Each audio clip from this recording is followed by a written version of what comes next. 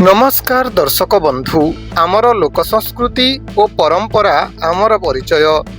आज आम आपण को नहीं जीवु बरगढ़ जिला विजयपुर ब्लॉक अंतर्गत तालपदर ग्राम को जेउठारे बेस धूमधाम रे एवं भक्तिमय परिवेश रे पालित हो जाइछि पारंपरिक माँ करमसानी पूजा। आसंतु देखिबा एही पूजार संपूर्ण झलक। परंपरा अनुजाई गाँ मुंडरू एक विराट शोभायात्रा बाहरीथिला।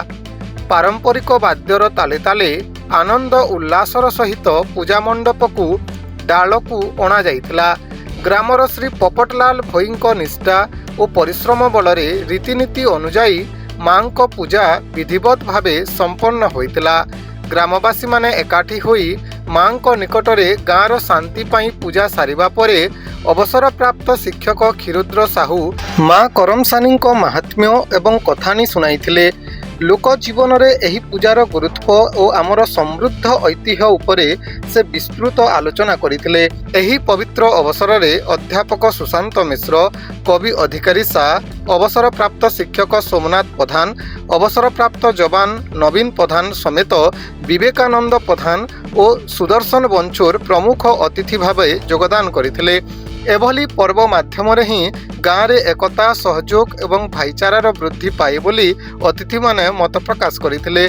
केवल पूजा पाठ नुहे बरं मनोरंजन मध्य भरपूर व्यवस्था करा जायथिला। पड़ोशी गाँ जेपरिकी चंदली, उपरबाहाल, फटामुंडा, जोखीपाली और नुआपाली आसीथिबा कलाकार माने सुंदर जनजातीय तथा लोकनृत्य परिवेषण करी दर्शकों मन मोहि नेइथिले। समग्र कार्यक्रम को श्री गजानन साहू खूब सुंदर भावे परिचालना करथिले एवं शेषरे उमेश चंद्र भोई उपस्थित समस्तंकु धन्यवाद जणाई कार्यक्रमर समापन करथिले। तेबे दर्शक बंधु तालपदर ग्रामर एही नियारा करमसानी पूजा आपनकु केमिति लागिला आमको कमेंट बॉक्स रे जणांतु। आमर गाँ गहलीर एमिति परंपरा और संस्कृति को बंचाई रखिथिबा एही लोकमानंक पई गोटिए लाइक तो निश्चय बनुछि। वीडियो को शेयर करंतु एवं आम चैनल को सब्सक्राइब करबा को भूलंतु नाही। Hey!